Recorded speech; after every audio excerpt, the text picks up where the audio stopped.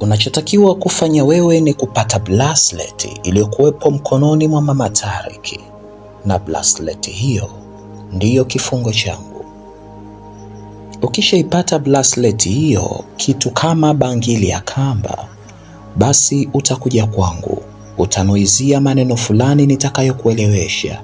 Hapo utaweza kunishika na kunivalisha, na ukishafanya hivyo nitakuwa nimepona.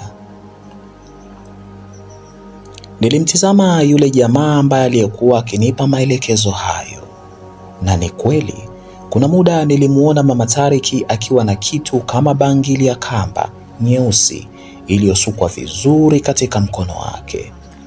Japo sikujua anaipataje bangili hiyo, ilibidi niendelee kuzungumza na huyu mtu kama kuna namna yoyote atakayoweza kunielekeza ili nijue ninaipataje bangili hiyo kwa urahisi. Hii ni sehemu ya pili. Hapa ni himaya ya kusisimua. Mimi ni Amani Leonard. Usiache kusubscribe. 0785 08 2315. Mimi sijui, labda usubiri amelala au ameivua kwa bahati mbaya. Sijui. Mimi ninachoweza kukusaidia katika hii vita labda ni kukwambia tu kwa sasa kama ametoka au kaivua au bado yuko nayo. Lakini kumbuka jambo moja, iwapo Mama Tarick akijua unaitaka hiyo bangili, atakuua mara moja, maana imebeba siri kubwa ya mafanikio yake ya giza. Hivyo hayuko tayari kuipoteza bracelet hiyo kwa gharama yoyote ile. Aliongea mtu huyu akinipa msisitizo wa kile ambacho alikuwa anazungumza. Lakini punde nilimwona Mama Tarick akiingia tena nakuta.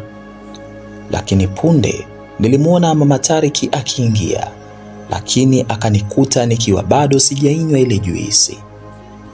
Ni kama alipoona sijainywa ile juisi akajikuta ananifokea ghafla hivi mpaka nikamshangaa, na hapo akajisukia akawa mpole.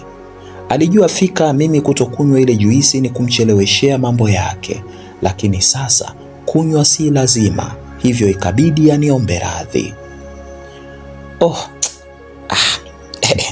Samani, unajua akili yangu haiko sawa. Nimekufokea bahati mbaya kwa sababu haukunywa, lakini ni akili tu ya kibinadamu. Karibu kunywa, mbona haunywi? Alinibembeleza ninywe, ila nikakataa na kumwambia kuwa niko vizuri. Nikamdanganya kuwa mimi nitasubiri chakula tu wala sitokunywa hiyo juisi.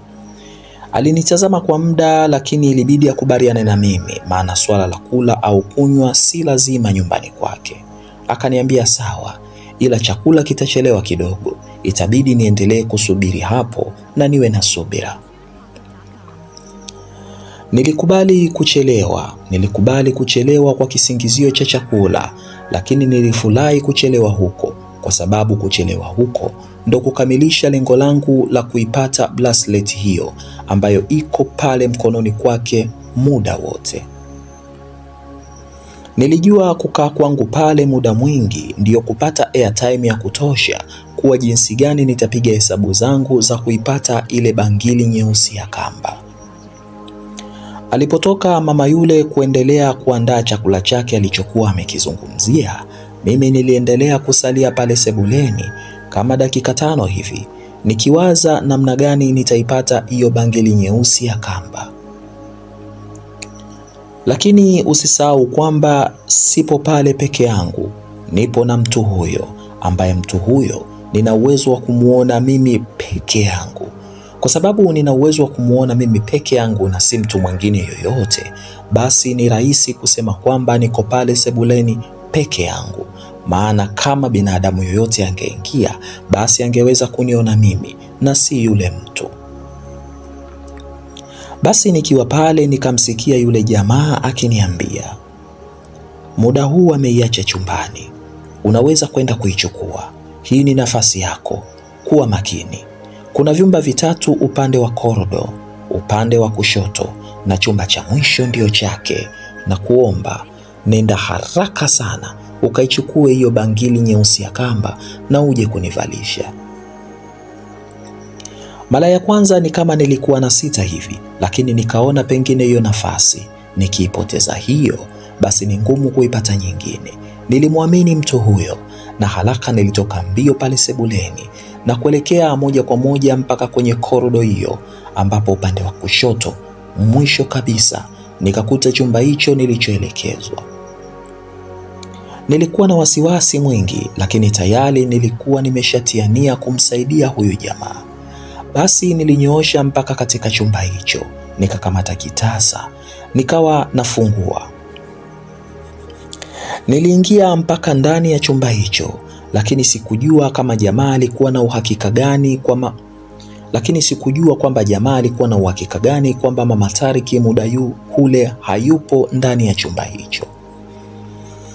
Family lie, nitafanya hivi kwa sababu nimeshakusudia kumsaidia, nikajisemea. Kisha nikanyonga kitasa cha mlango ukafunguka, na hapo nikaweza kuingia ndani. Palikuwa na kitanda kikubwa sana, meza ndogo ya kioo na TV juu yake.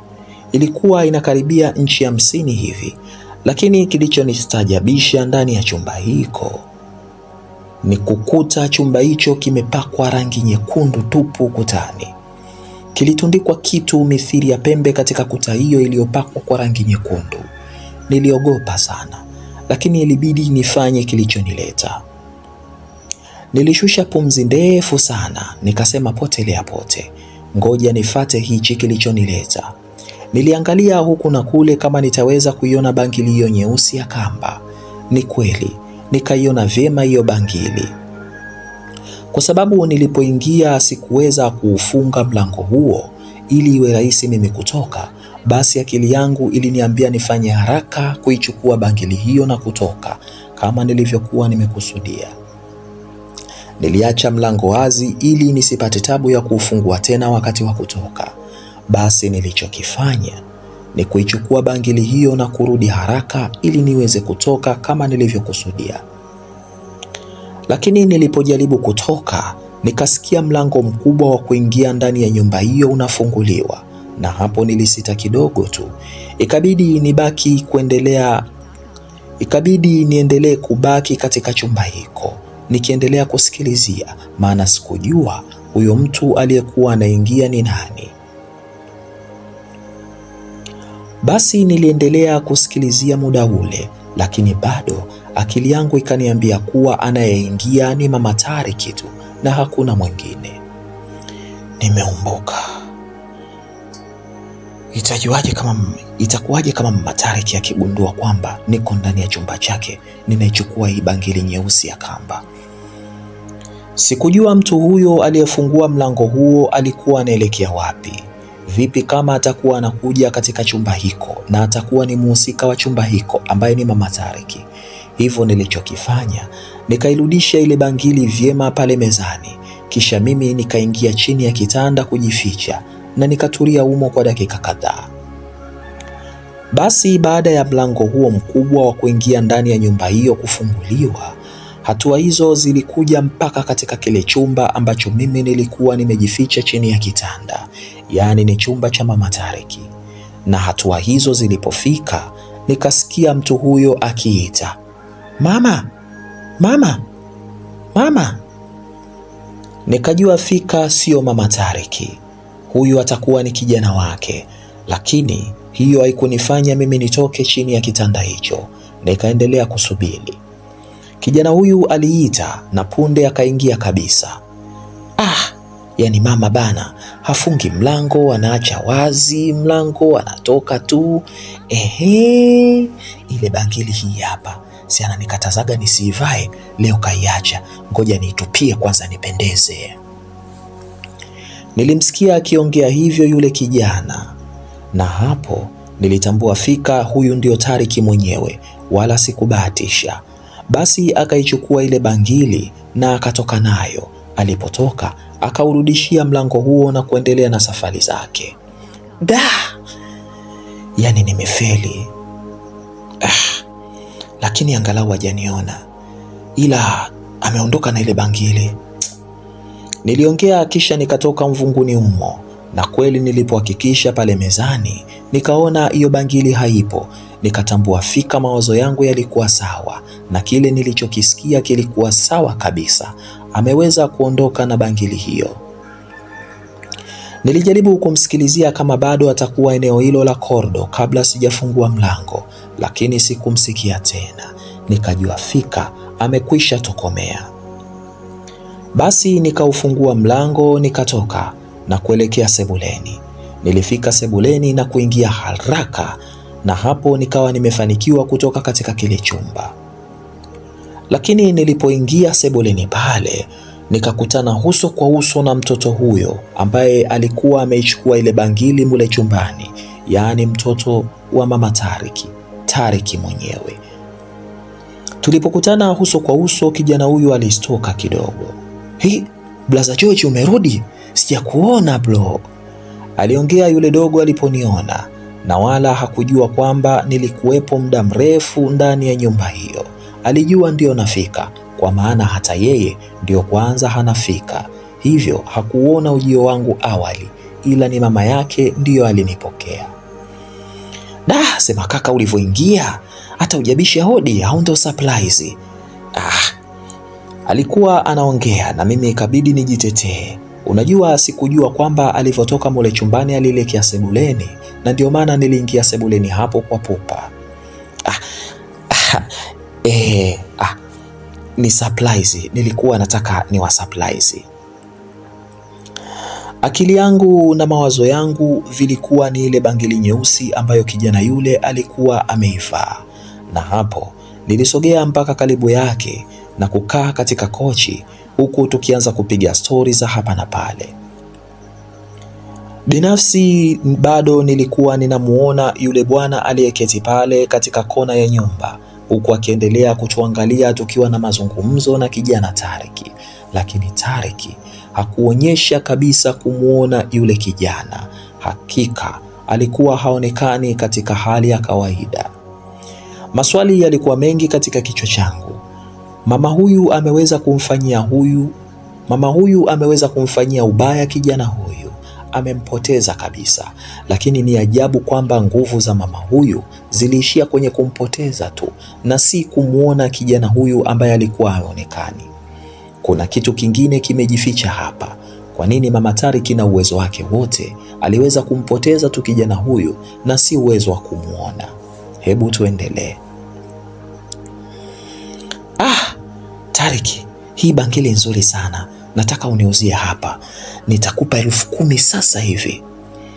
Niliona hiyo ndiyo nafasi pekee ya kuipata bangili hiyo. Niliona hakuna nafasi nyingine, lakini njia nzuri ya kuipata bangili hiyo si kumpokonya, bali ni kuichukua bangili hiyo katika mazingira ya ushawishi. Niliongea hivyo kisha nikatoa 10,000 na kumwonyesha kijana huyu, ili niweze kuona kama ataitamani 10,000 hiyo ili iwe ushawishi mzuri wa kuipata bangili hiyo. Ni kweli Tariki akaitamani bangili hiyo, lakini ni kama alikuwa na wasiwasi sana. Sema hii bangili ya mama, akijua naiuza atanipiga sana, hataki kabisa hata niiguse, hapa yenyewe nimeiba chumbani kwake. Aliongea vile kijana Tariki, na hapa nikaona fika kijana huyu ana wasiwasi, na nikaanza kuona umuhimu wa hii bangili. Hapo nikatoa 10,000 nyingine, jumla zikawa shilingi 20,000, na hapo kijana huyu akazidi kupatwa na tamaa wa kuitaka hela hiyo. Nikaona analalamika, lakini anaichukua pesa hiyo. Bro, sema usimwambie mama kama nakuuzia hii bangili, atanipiga ujue. Mpaka muda huo nilikuwa nauona ushindi tayari upo usoni kwangu, na wala si ushindi wa mezani, bali ni bidii yangu binafsi katika kuipata bangili hiyo na kumsaidia mtu huyo ambaye sijui hatima ya kumsaidia ni nini, japo na yeye aliniahidi kuna vitu atanisaidia. Aliipokea hela hiyo kijana Tariki, akaiweka mfukoni, na hapo akawa anaivua hiyo bangili ili anipatie. Lakini akiwa ameishika bangili hiyo kutaka kuivua, Punde mama Tariki aliingia sebuleni hapo. Ndiyo, alifika hapo na kutukuta tukiwa katika pozi hilo la kupeana kitu. Japo kijana Tariki alizuga kidogo asionekane kuwa anataka kunipatia ile bangili. He? Nye, alisema hivyo mama Tariki, kisha akaja mbio akatupokonya ile bangili kwa hasira sana na akampiga kibao kimoja kikali kijana wake. Kijana yule alipopigwa kofi lile alikimbia nje haraka sana huku akilia, na mimi nikabaki na mtizama tu yule mama kwa wasiwasi. Alitaka kukupatia hii, si ndio? Alioji yule mama, na hapo niliona fika sura yake ikiwa imejaa adhabu, chuki na hasira nzito moyoni mwake. Hapana mama Tariki, umempiga kimakosa, wala hakuwa na mpango wa kunipatia hiyo bangili. Hapana, nimempiga kwa sababu kaivaa, na hapa nilikuwa naenda sokoni nikakumbuka nimeiacha ndani ya chumba changu, ndio maana nimerudi kuichukua.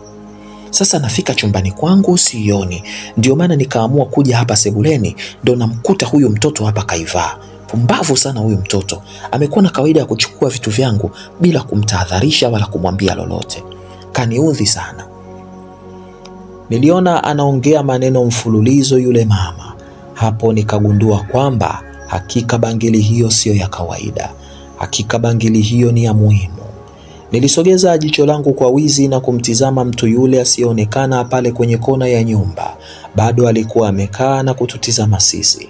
Alionekana fika mtu huyu amekwisha kata tamaa, maana hiyo ndo ilikuwa nafasi ya dhahabu. Si rahisi mama Tariki kuiacha bangili hiyo, na hii nafasi ndo ilikuwa ya kipekee. Sasa imeshindikana kuipata. Mtu yule alikuwa kashika tama tu, ametulizana huku anatutizama sisi tuliokuwepo pale tunajibizana. Sawa, nimekuelewa mama Tariki, haina shida. Mama Tariki aliendelea kunitizama mimi kwa sekunde kadhaa, ni kama kuna kitu alikuwa ameanza kuhisi kutoka kwangu, ila akapuuzia. Basi akatoka akaondoka na ile bangili akairudisha tena katika mkono wake, na hapo nilinamisha kichwa chini na kuendelea kuwaza upya. Safari hii si yeye alinisogelea, bali mimi ndio nilimsogelea. Nilianza kumzoea mtu huyu na sikuwa na wasiwasi naye tena. Nilimfuata mpaka pale kwenye kona na kumwambia, hii kazi ni ngumu, hata mimi nahatarisha maisha yangu, sidhani kama nitaiweza.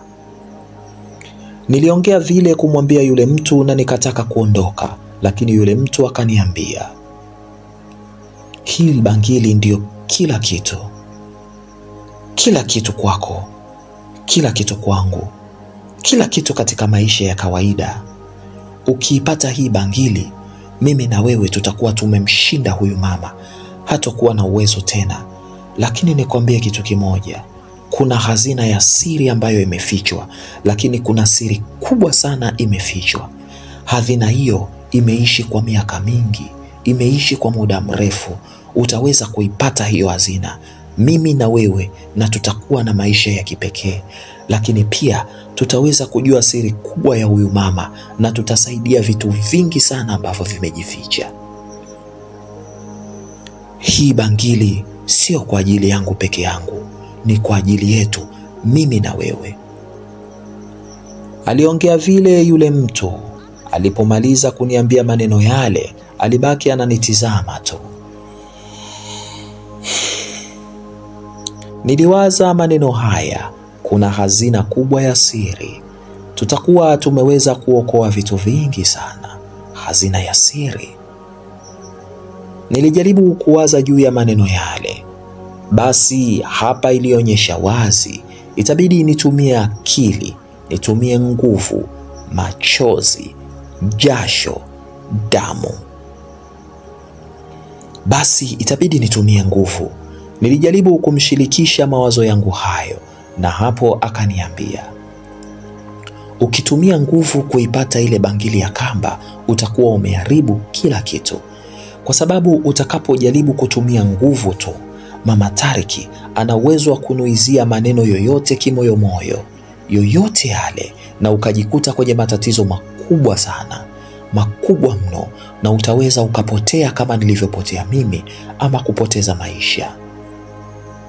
Ile bangili inapokuwepo mkononi mwake, ana uwezo wa kufanya kitu chochote kile.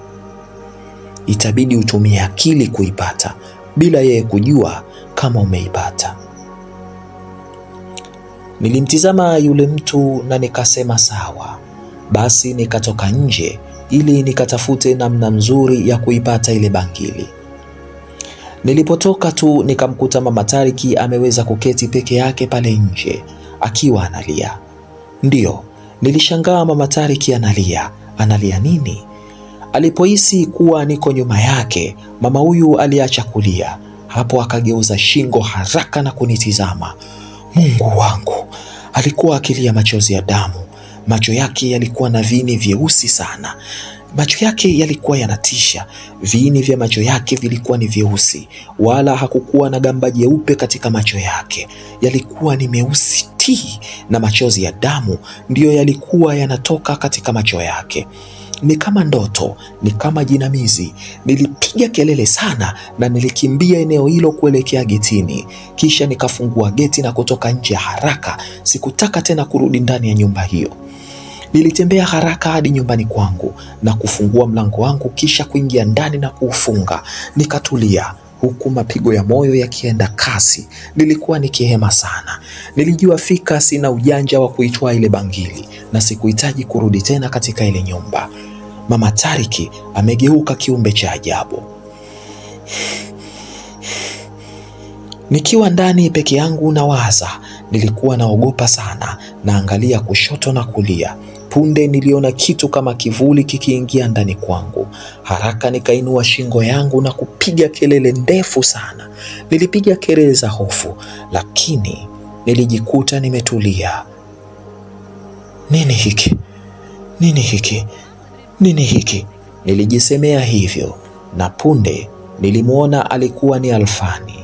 Ndiyo, Alfani alikuwa akiingia ndani ya nyumba yangu. Alikuwa akiingia ndani ya chumba hiko.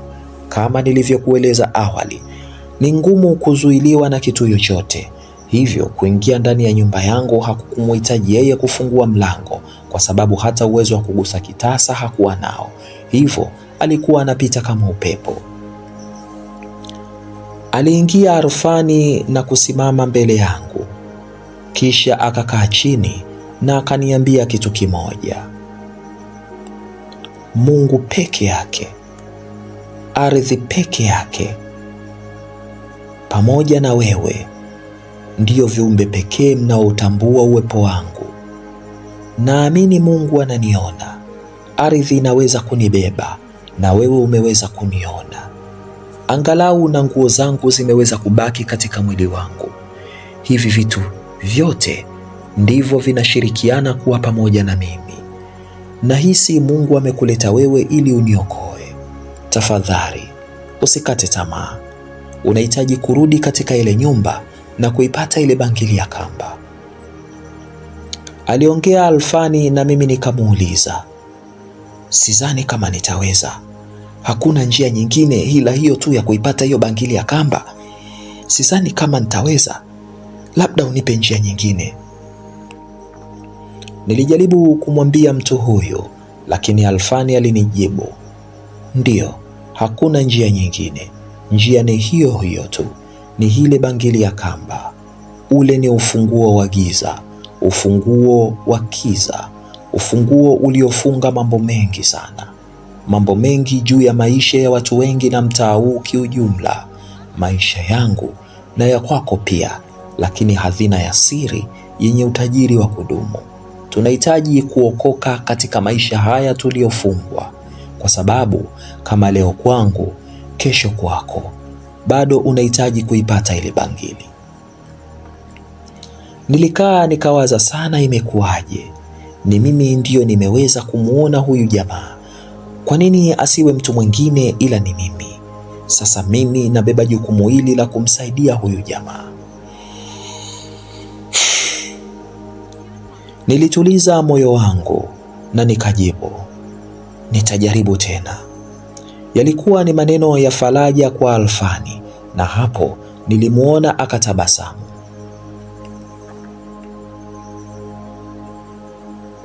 Je, nini kitaendelea? Alfani anamuomba George aweze kuipata ile bangili kwa mara ya pili. Tayari mambo ya kutisha ameweza kuyaona kwa mama yule. Mama yule ni kama alikuwa amebadilika hivi. Alikuwa na macho meusi, machozi ya damu, na alikuwa akilia wakati ule. Nyumba ile imekuwa ni ya kutisha. Nini kitaendelea? Mimi ni Amani Leonard. Hapa ni Himaya ya Kusisimua. Hii ni sehemu ya pili. Tuungane katika sehemu ya 3. Asanteni na kwaherini.